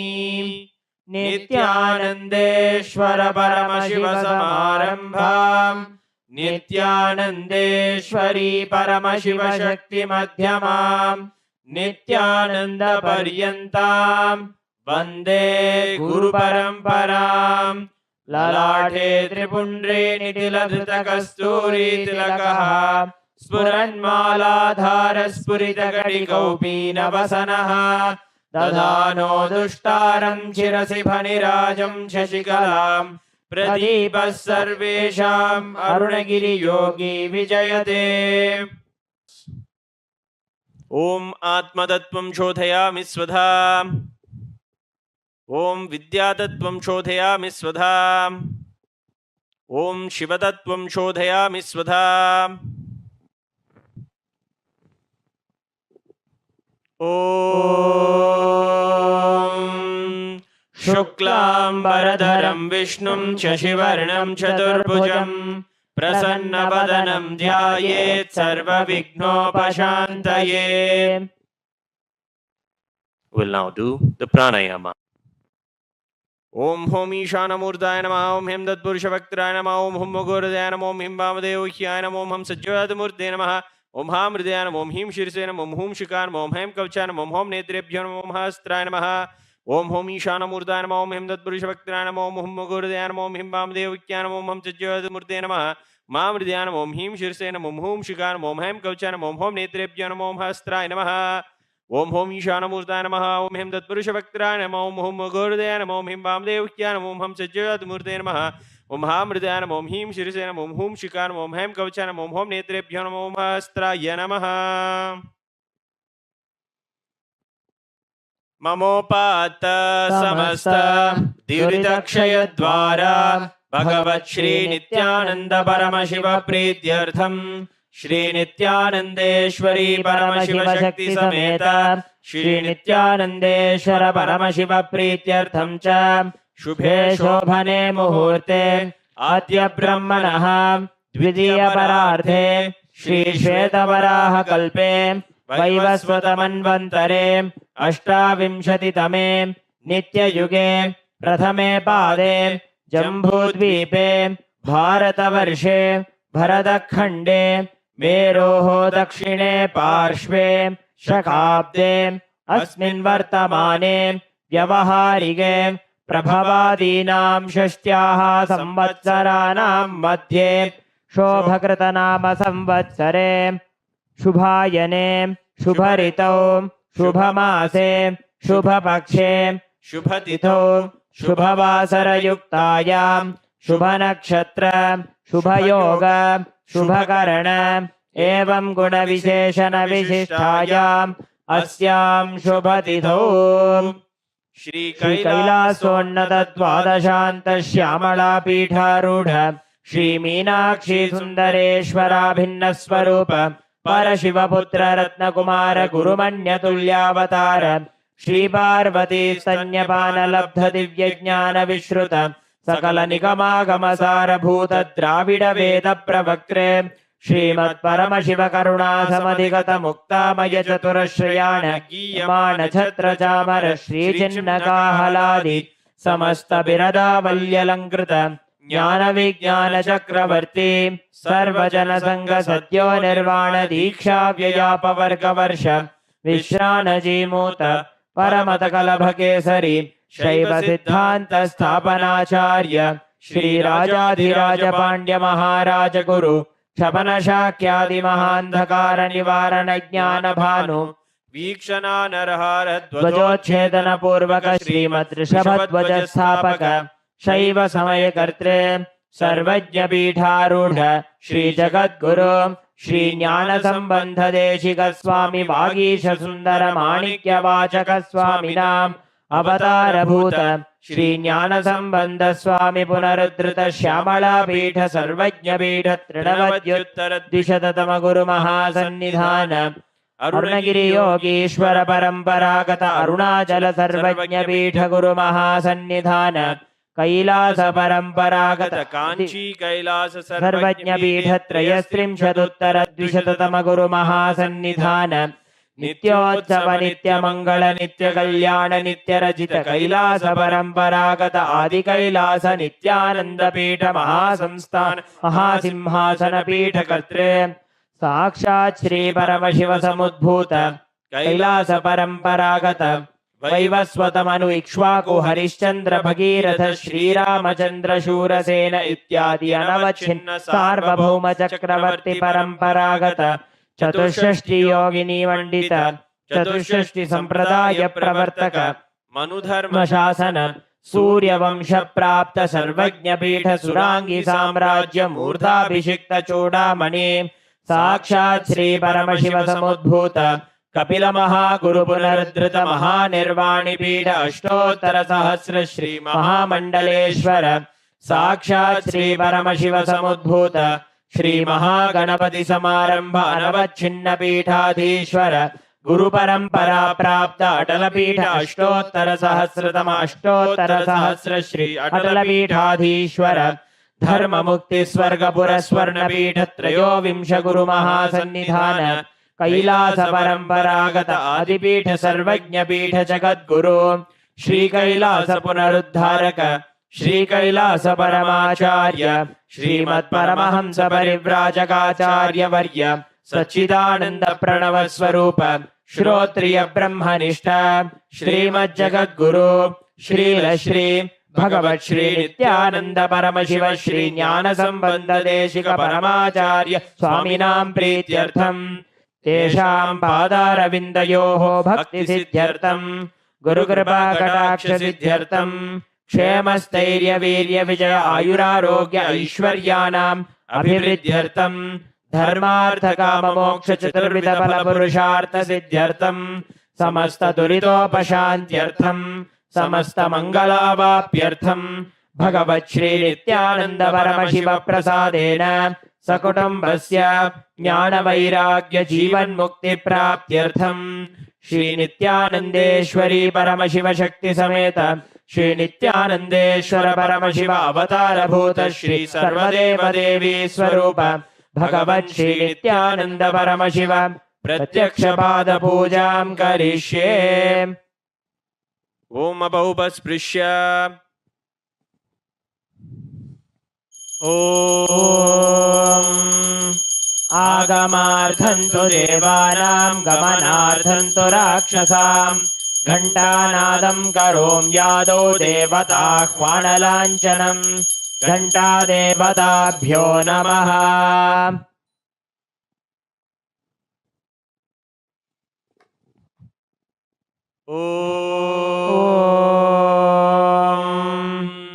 हृत्पद्ममासनं दद्यात् सहस्रारच्युतामृतैः पाद्यं चरणयोर्दद्यात् मनस्तु अर्घ्यं निवेदयेत् तेनामृतेन आचमनीयं स्नानीयं तेन च स्मृतम् आकाशतत्त्वं वस्त्रं स्यात् गन्धः स्यात् गन्धतत्त्वकम् चित्तं प्रकल्पयेत् पुष्पं धूपं प्राणान् प्रकल्पयेत् तेजस्तत्त्वं च दीपार्थं नैवेद्यं स्यात् सुधाम्बुधिः अनाहतध्वनिर्घण्टा वायुतत्त्वं च चामरं सहस्रारं भवेत् छत्रं शब्दतत्त्वं च गीतकम् नृत्यमिन्द्रियकर्माणि चाञ्चल्यं मनसस्तथा सुमेखलां पद्ममालां पुष्पं नानाविधं तथा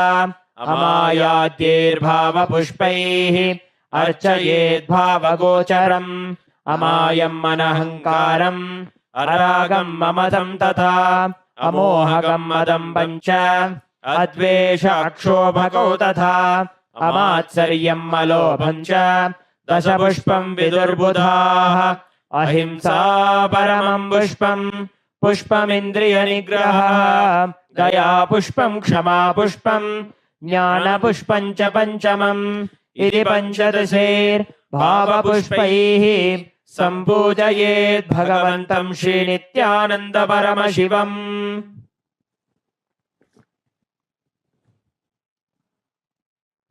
आसनम् ॐ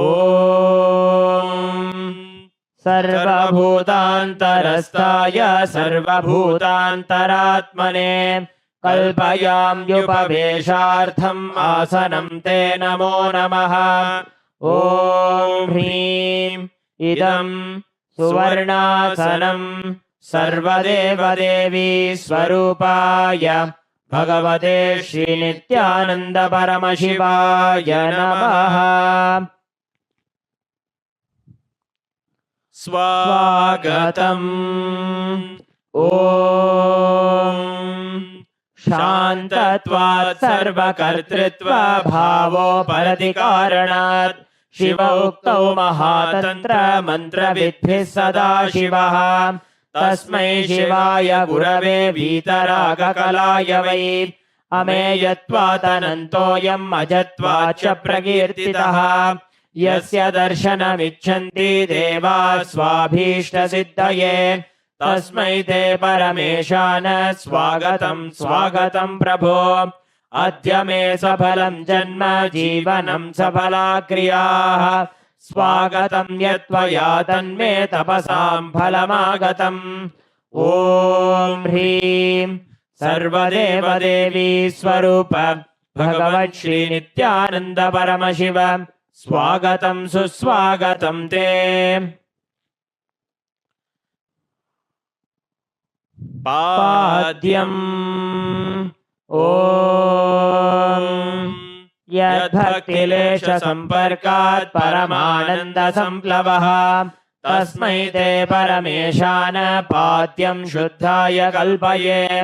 ॐ ह्रीं एतत्पाद्यं सर्वदेवदेवी स्वरूपाय भगवते श्रीनित्यानन्दपरमशिवाय नमः।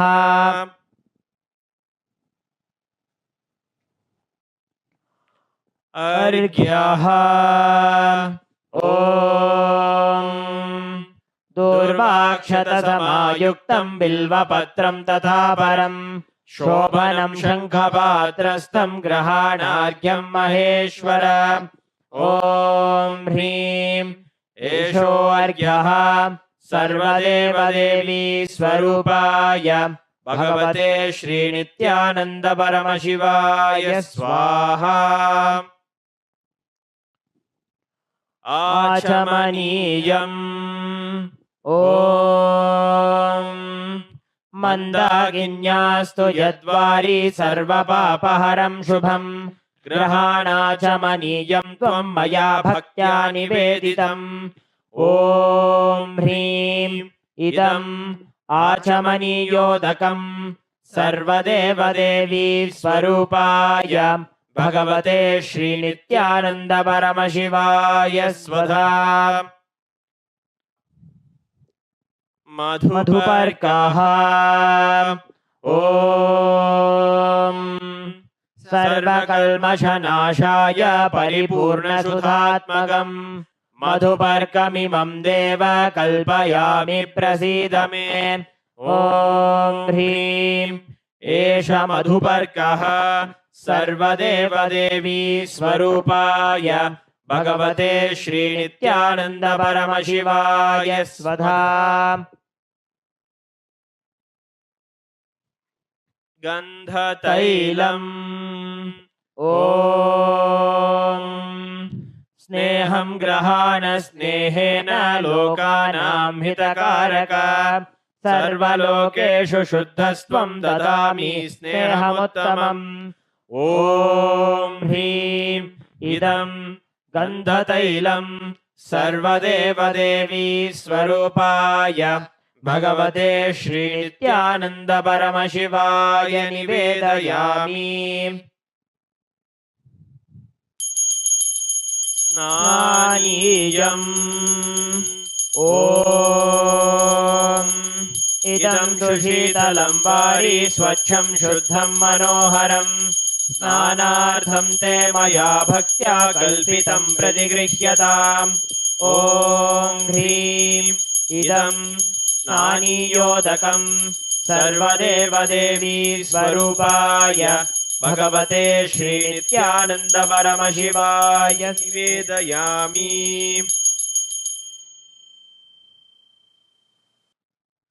वस्त्रम् ॐ मायाचित्रपटाच्छन्न निजगुह्योरुतेजसे निरावरणविज्ञाय वासस्ते कल्पयाम्यहम् ॐ ह्रीं इदं वस्त्रोत्तरीयं सर्वदेवदेवी स्वरूपाय भगवते श्रीनित्यानन्द परमशिवाय निवेदयामि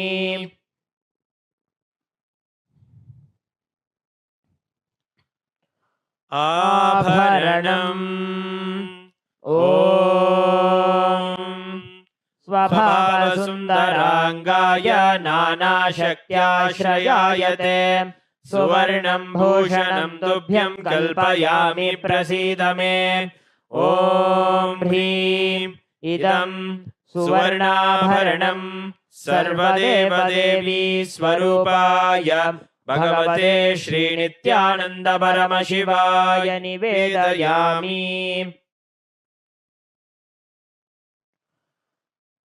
गन्धः ॐ शरीरं ते न जानामि चेष्टां नैव च मया निवेदितान् गन्धान् प्रतिगृह्य विलिप्यताम् ॐ ह्रीं एष गन्धः सर्वदेवदेवी स्वरूपाय भगवते श्रीनित्यानन्द परमशिवाय नमः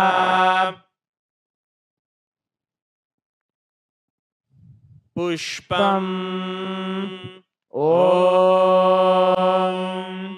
तुरीयवनसम्पन्नं नानागुणमनोहरम् आनन्दसौरभं पुष्पं गृह्यताम् इदमुत्तमम् ॐ ह्रीं एतानि सचन्दनपुष्पाणि सर्वदेवदेवी स्वरूपाय भगवते श्रीनित्यानन्द परमशिवाय वौषटे बिल्वपत्रम् ॐ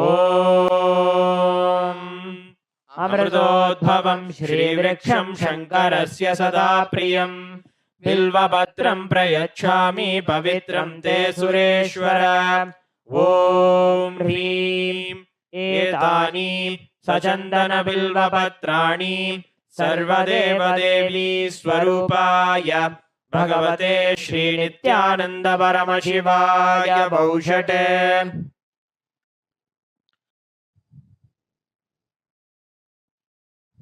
तुलसीपत्रम् ॐ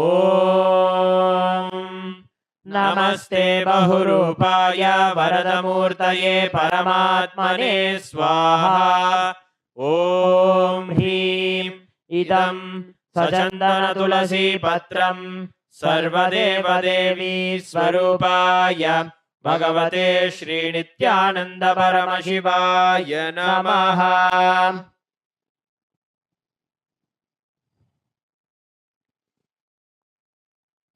धूपः ॐ वनस्पतिरसो दिव्यो गन्धाद्यस्सु मनोहरः आघ्रेयः सर्वदेवानां धूपोऽयं प्रतिगृह्यताम् ॐ ह्रीं एष धूपः सर्वदेवदेवी स्वरूपाय भगवते श्रीनित्यानन्द परमशिवाय नमः दीपः ॐ सुप्रकाशो महादीपः सर्वतस्तिमिरापहः सबाह्याभ्यन्तरज्योतिर्दीपोऽयं प्रतिगृह्यताम् ॐ ह्रीं एष दीपः सर्वदेवदेवी स्वरूपाय भगवते श्रीनित्यानन्द परमशिवाय नमः।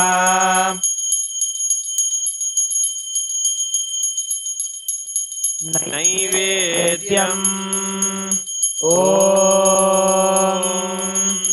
नैवेद्यं विविधं देव शर्करादिविनिर्मितम् मया निवेदितं भक्त्या गृहाण परमेश्वर। ॐ ह्रीं इदं सोपकरणनैवेद्यं सर्वदेवदेवी स्वरूपाय भगवते श्रीनित्यानन्द परमशिवाय निवेदयामि। पानीयम् ॐ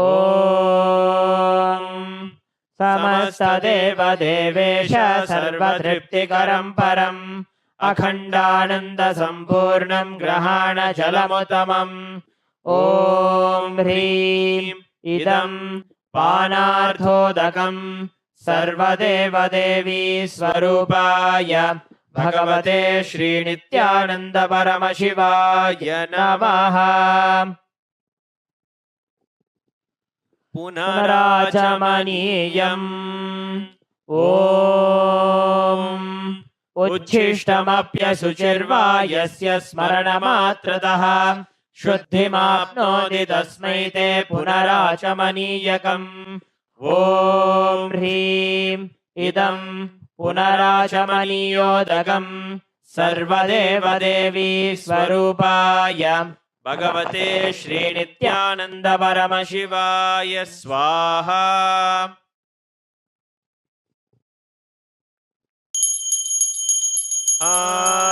आरात्रिकम् ॐ ह्रीं एषा दीपमाला सर्वदेवदेवी स्वरूपाय भगवते श्रीनित्यानन्द परमशिवाय नमः।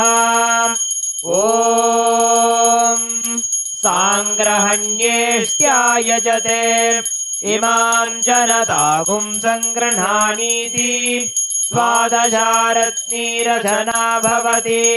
द्वादशमासा संवत्सरः संवत्सरमेवावरुन्धे मौञ्जी भवति। ऊर्ध्वै मुञ्जाः ऊर्जमेवावरुन्धे चित्रा नक्षत्रं भवति।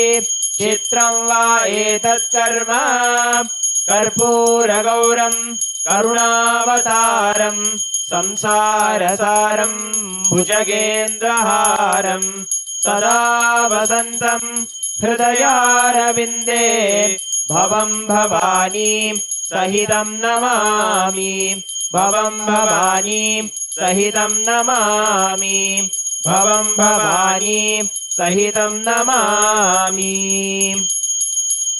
आरात्रिकं समर्पयामि भगवच्छ्री नित्यानन्द परमशिव चरणकमलेभ्यो नमः।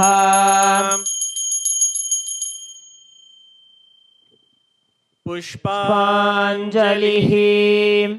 गुरुर्ब्रह्मा गुरुर्विष्णुः गुरुर्देवो महेश्वरः गुरुः साक्षात् परं ब्रह्म तस्मै श्री गुरवे नमः। अखण्डमण्डलाकारं व्याप्तं येन चराचरं तत्पदं दर्शितं येन तस्मै श्री गुरवे नमः। अज्ञानतिमिरान्धस्य ज्ञानाञ्जनशलाकया चक्षुरुन्मीलितं येन तस्मै श्री गुरवे नमः। अनेकजन्म सम्प्राप्त कर्मबन्धविदाहिने आत्मज्ञानप्रदानेन तस्मै श्री गुरवे नमः। मन्नाथ श्री जगन्नाथो मद्गुरु श्री जगद्गुरुः ममात्मा सर्वभूतात्मा तस्मै श्री गुरवे नमः। ईश्वरो गुरुरात्मेति मूर्तिभेदविभागिने व्योमवद्व्याप्तदेहाय दक्षिणामूर्तये नमः।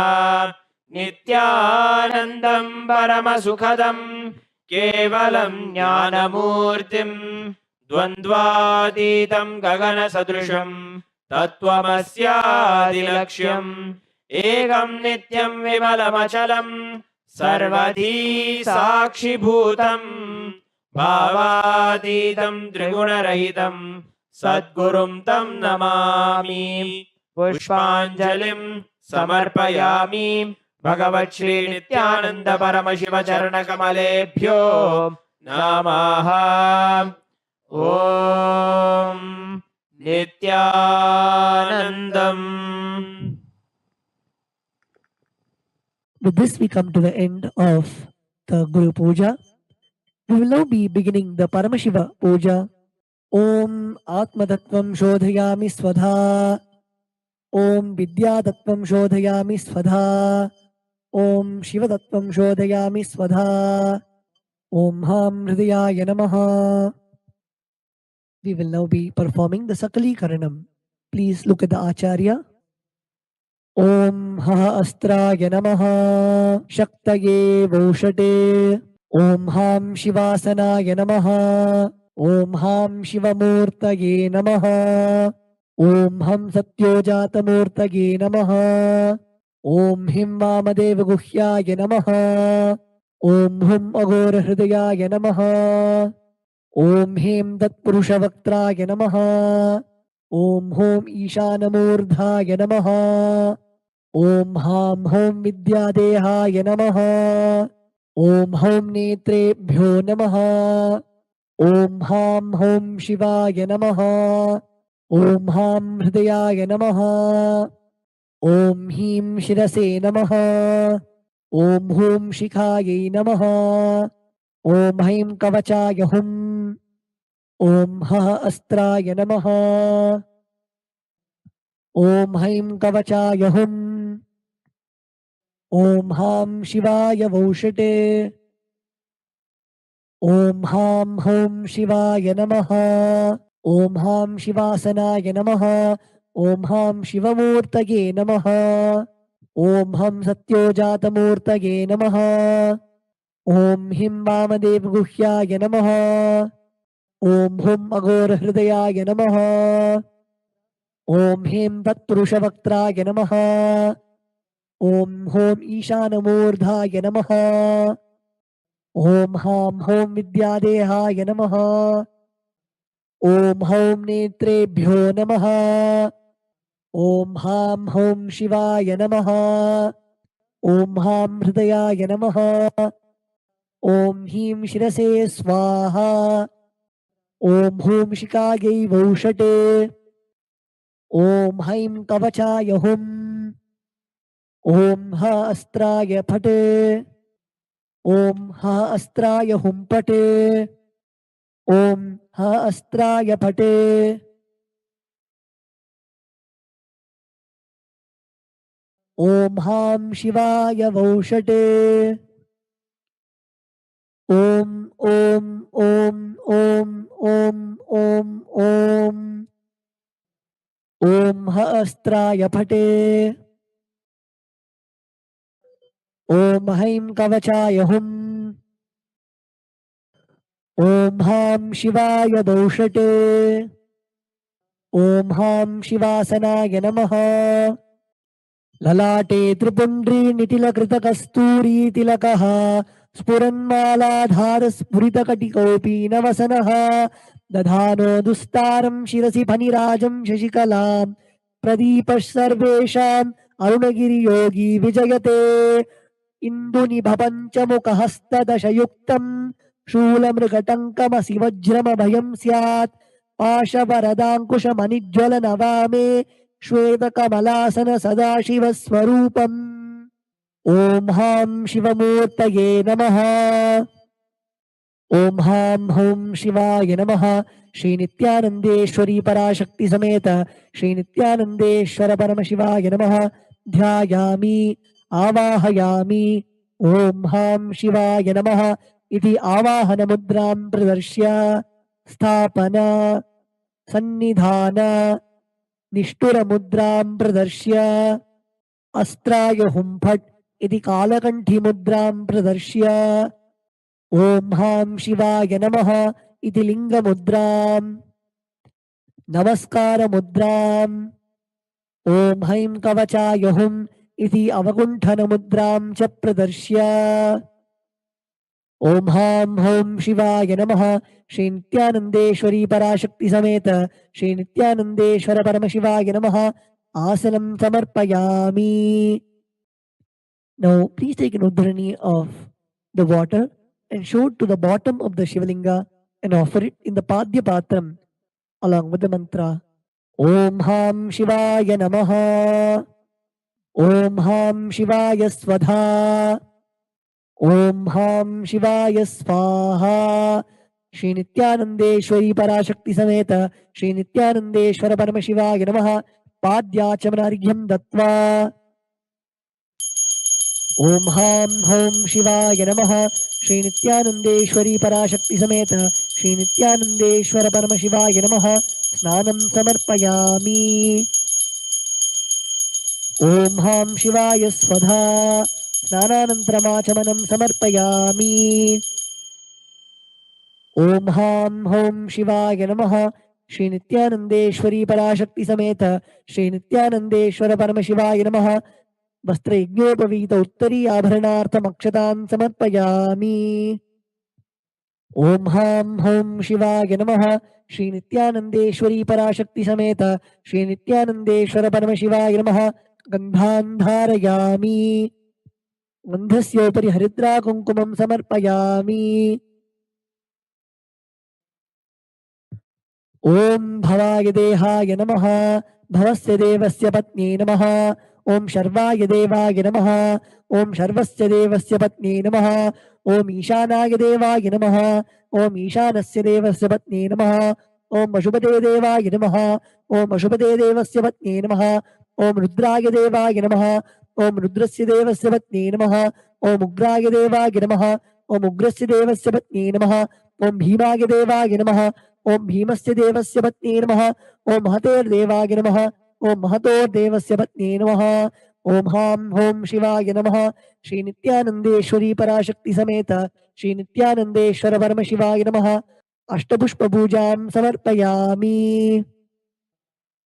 Om Ham Hom Shivaya Namaha Shri Nithyanandeshwari Parashakti Sameta Shri Nithyanandeshwara Paramashivaya Namaha Bilvavatram Samarpayami. Next is the offering of the dhupa. Sprinkle the samanyargya, the water from the panchapatram, onto the bell. Om Hastraya Namaha. Now sprinkle the water onto the dhupa stand, chanting the mantra Om Hastraya Phate. Now offer the flower on the incense sticks, chanting the mantra Om Ham Hridayaya Namaha. Om Ham Hom Shivaya Namaha Shri Nithyanandeshwari Parashakti Sameta Shri Nithyanandeshwara Paramashivaya Namaha Dhupam Aghrapayami.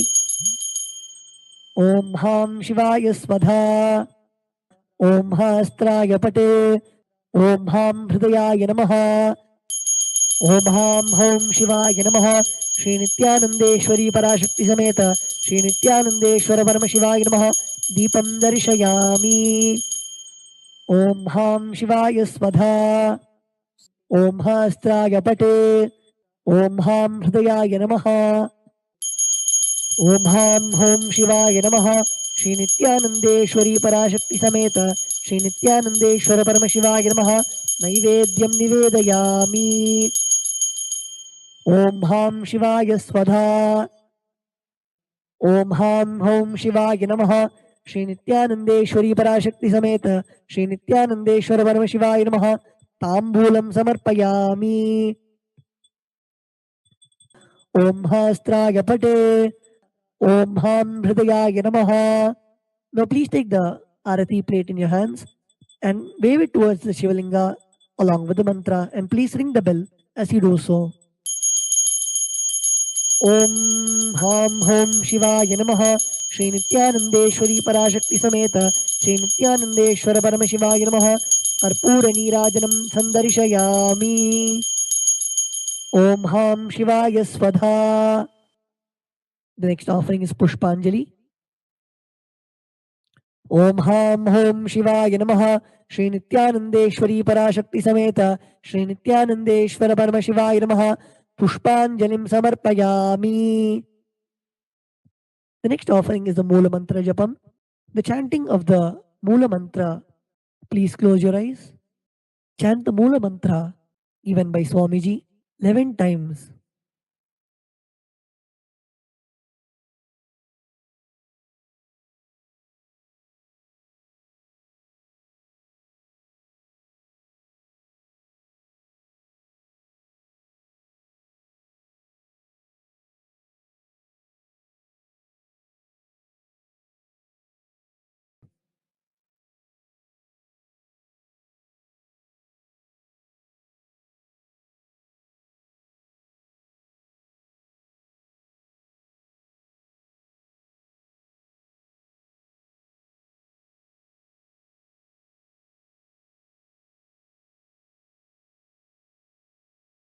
Now we'll be offering the japa that we have chanted.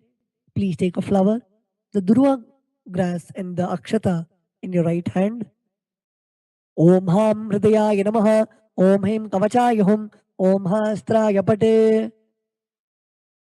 Yat Kinchit Karma Devesha Sada Sukrudushkrudam Tanme Shivabadasthasya Bhunkshakshapya Shankara Shivo Data Shivo Bhokta Shivas Sarvam Midam Jagat Shivo Yadati Sarvatra Yashivas Sohamevatu. Om Ham Hom Shivaya Namaha. Om Atmadattvam Shodhayami Svadha. Om Vidyadattvam Shodhayami Svadha. Om Shivadattvam Shodhayami Svadha. Om Ham Hridayaya Namaha. We will now be chanting the Purna Mantra. Please place your hands in the Atmanjali Mudra and close your eyes. Om Purnamadah Purnamidam Purnat Purnamudachyate Purnasya Purnamataya Purnamevavashishyate. Om Shanti Shanti Shanti Hari Om Tat Sat. Sarvam Bhagavat Shri Nithyananda Paramashiva Padukarpanamastu. Om Nithyanandam.